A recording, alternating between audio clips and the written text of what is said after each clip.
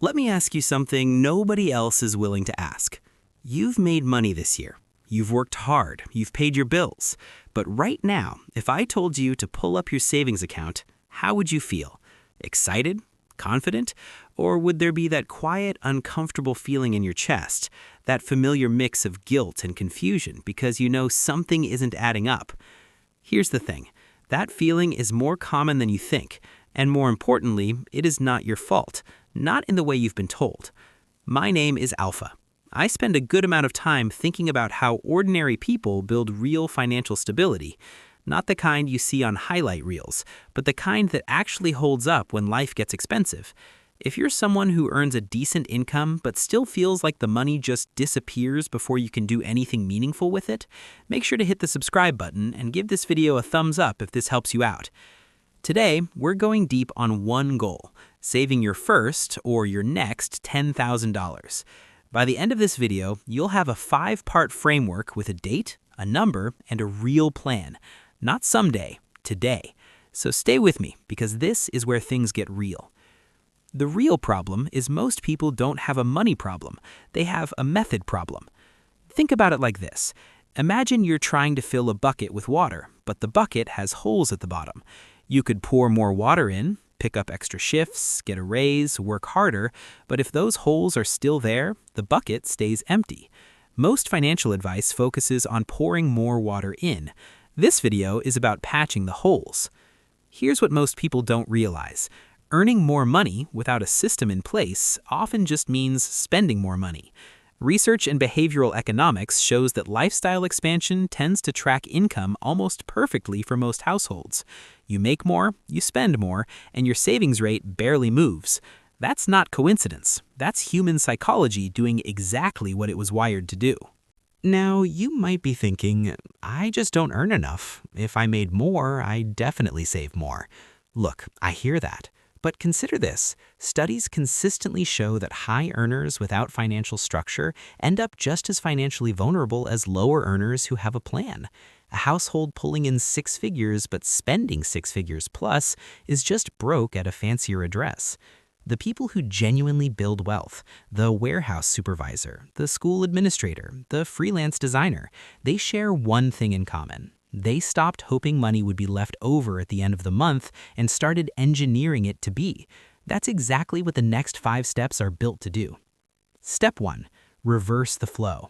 Let's start with a mindset shift so simple it almost sounds too obvious, but most people never actually do it. The traditional approach to money goes like this. Income comes in, bills go out, life happens, and then you save whatever is left. The problem? There is almost never anything left. Life is very good at consuming whatever financial space you give it. Reverse budgeting flips this completely. The moment your pay lands, before rent, before groceries, before anything, the very first transaction is a transfer to yourself. Even if it's a small amount, even if it feels almost embarrassing at first, that money leaves your spending account immediately. Here's why this works beyond just discipline. When money isn't sitting in your account, you adapt to its absence. Human beings are remarkably good at adjusting spending to match what's available. It's the same psychological principle that explains why people consistently spend more with a contactless card than with cash. Visibility changes behavior. When the savings aren't visible, they don't get spent. This is where it gets really interesting. A person who saves $40 a paycheck automatically for 2 years will outperform someone who intends to save $200 a month but does it manually every time. Automation removes the decision entirely, and removed decisions don't get reversed. Start with whatever amount doesn't hurt, then bump it up every 3 months by just $10 or $15. You'll be surprised how quickly your baseline adjusts and how fast the number grows. Step 2. The math that makes it feel possible. I want to do something quick that genuinely changes the way people look at this goal, and that's do the math together right now.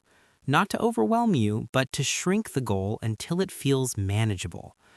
$10,000 sounds big. It's supposed to sound big. Your brain processes it the same way it processes climb a mountain. Big, far, exhausting before you even start. But let's do what anyone who's actually climbed a mountain does. Break it into trail segments. $10,000 over 24 months is $417 a month. Still heavy? Break it further. That's about $104 a week. Still a stretch? That's roughly $14.80 a day. What does $14.80 look like in your life? It might look like cooking dinner instead of picking something up on the way home, 4 days out of 7. It might look like pausing a streaming service you've had for 8 months and watched twice. None of those things are suffering, but added up over a year, they become $10,000. And here's the psychological piece most people skip entirely. Don't just think of it as saving $14.80. Think about what you're building. Your brain responds very differently to accumulation versus restriction. I'm building toward $10,000 activates motivation. I can't buy this activates resistance. Same action, completely different emotional wiring. There's a phenomenon called present bias, the brain's tendency to heavily favor what it can have right now over what it gains in the future. The way to fight it isn't willpower, it's perspective. Every time you skip an unnecessary purchase, flip it mentally. You're not losing $15, you're adding $15 to the number you're building. That single reframe changes the whole game. Step 3. Attack the big rocks first. Here's one of the most popular pieces of financial advice out there, and I'm going to tell you it is almost completely useless. Cut your small luxuries. Skip the morning tea, cancel the music app, stop buying candles. All of this combined might save you $60 a month. And look, I'm not saying those things don't add up. I'm saying they are not the reason most people can't save. They're a distraction from the real conversation. The real conversation is about what I call the big rocks, the 3 or 4 spending categories that absorb the majority of your income before the small stuff even gets a chance. In most households, those rocks are housing, transportation, food, and recurring lifestyle subscriptions that have been quietly running in the background for longer than you can remember. One structural change in a big rock category is worth anywhere from 3 to 12 months of cutting lattes. Moving closer to work and eliminating a long commute could free up $200 to $400 a month. Switching to a less expensive mobile plan might add $70 back each month. Planning weekly meals instead of impulse shopping can free up $150 or more. These aren't dramatic changes, they are strategic ones, and crucially, they happen once and keep saving you money every single month without any ongoing willpower. Before you dismiss this idea, let me say something a little more uncomfortable. One of the sharpest ideas in modern personal finance goes like this: savings equals income minus ego, not just income minus expenses. Think back on your last few big purchases. How many genuinely added value to your life, and how many were made because of how you wanted to appear to someone else? Because someone in your circle got something and something inside you shifted. We spend enormous amounts of money not because we need things, but because we're constantly performing our financial status for an audience that is mostly too busy performing their own to even notice. The moment you stop buying for that invisible audience, your savings rate climbs fast. Step 4. Build your savings on autopilot. Let's talk about willpower, because I want you to stop relying on it entirely. Willpower is a resource, and like any resource, it depletes. By the end of a long week, it's running low. That's not weakness, that's biology. The decision-making center of the brain is genuinely fatigued by repeated use, and financial decisions are emotionally charged enough to drain it faster than most. So the solution is simple. Take the decision completely off the table. Set up an automatic transfer to a high-yield savings account, and here's a detail that matters more than most people realize: not at the same bank your checking account lives at. When the money is one tap away in the same app, the barrier to moving it back is almost zero. When it lives at a separate institution with a 24-hour transfer window, that friction becomes your friend. It's not an obstacle, it's protection. A high-yield account matters too. The difference between a standard savings account earning close to nothing and one earning 4% or more might not sound dramatic, but on $5,000 over 2 years, that's the difference between essentially $1 in interest and nearly $400. Let your money earn while you're still building it. Think of it this way. Once the automation is in place, you're running two financial lives simultaneously. One handles daily spending, the other, invisible, automatic, quietly compounding, is building your future without requiring a single conscious decision from you. Step 5. The deadline that makes it real. Here's the step that separates people who eventually save $10,000 from people who spend the next 3 years saying they're going to save $10,000. You need a deadline, a real one. Not someday, not by the end of the year, hopefully, an actual date, written down, visible, specific. The human brain processes vague goals as optional. I want to get healthier someday produces almost no action. I want to complete a specific hike by a specific date produces a training schedule. The goal didn't change. The deadline did, and the deadline made the brain treat it as a priority instead of a preference. From a neuroscience standpoint, deadlines activate what researchers call implementation intention, a mental shift where your brain starts automatically noticing opportunities aligned with your goal. Once you have a date, you start seeing things you were blind to before. The overtime opportunity, the item you no longer use, the subscription you forgot you were still paying. Here's how to set yours right now. Take your savings target. Divide it by the number of months until your chosen date.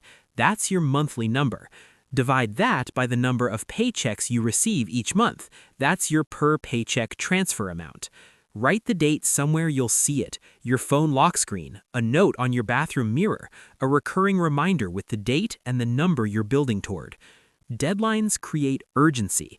Urgency creates focus, and focus applied consistently over time creates results that genuinely change the shape of your financial life. The psychology of your why. I want to slow down here for a moment because everything I've shared so far is the how, and the how only works when it's anchored to the why. Why do you want $10,000? Is it so that a car repair never sends you into a spiral? So you can visit someone you love without checking your balance first? So your children grow up watching a parent who handles money with confidence? So you can leave a situation that's draining you when the time is right without being forced to stay out of fear? That why, when it's real and connects to something that genuinely matters to you, is worth more than any spreadsheet. Because a spreadsheet can't get you through the hard weeks. The moment your boiler breaks and the repair cost exactly what you were about to move into savings, your why is what keeps you on track. Find it, write it down, put it somewhere visible. The mechanics of saving money were never the hard part. The challenge is always human, staying motivated when progress feels slow, staying focused when life gets noisy. Your why is your anchor when all of that happens, and it will happen. Let's bring this home. 5 steps. 1. Reverse the flow. Pay yourself before your bills, before your groceries, before anything else. The habit matters more than the amount at the start. 2. Do the math. Break 10,000 into daily and weekly numbers until the goal feels manageable. 3. Attack the big rocks. Stop obsessing over small luxuries and look hard at your structural costs, housing, transport, lifestyle inflation. 4. Automate everything. Transfer your savings on payday into a high-yield account at a separate institution. 5. Set a deadline. Pick a real date. Do the division, put the number somewhere visible every single day, and let urgency do the heavy lifting that willpower can't sustain. And underneath all of it, know your why. Let it be the reason you keep going on the days when stopping would be so easy. The best time to start was 20 years ago. The second best time is right now, and you're already here. If this video gave you something real, hit that like button. It genuinely helps this content reach more people who need it. Drop a comment below with one action you're taking today, not someday, today. Your comment holds you accountable, and it might be exactly what someone else scrolling through needs to see. Let's keep building.